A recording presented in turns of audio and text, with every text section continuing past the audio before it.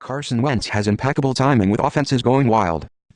Carson Wentz didn't plan it this way, but he is returning to the NFL at exactly the right time.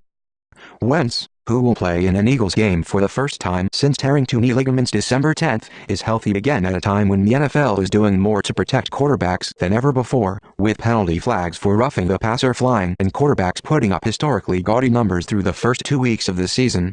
Two not unrelated developments. A year ago, we were all wondering what constitutes a catch.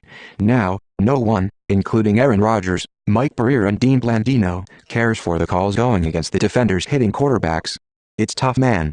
It's hard to really play defense now because, I understand they're trying to protect players, but you tackle a quarterback and they say you fall on top of them, putting your weight on top of them. They throw flags for all types of stuff, the Rams' Aaron Donald said. It's kind of hard to play the game of football now. It's definitely tough on the pass rushers when they say you're taking a quarterback down and you fall on top of them and it's roughing the passer. Ain't really much you can say, it's just tough. I just don't get it.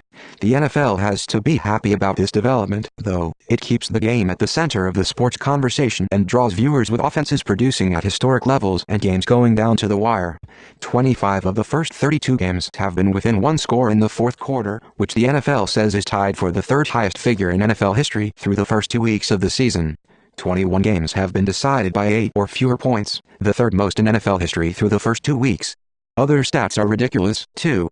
Over 50% of the starting quarterbacks, 17 of 32, had a passer rating of at least 100, the most in a single week in league history, and there have been 6 400-yard passing performances the first 2 weeks of the season, which is tied with the 2011 and 2013 seasons for the most through the first 2 weeks of a season.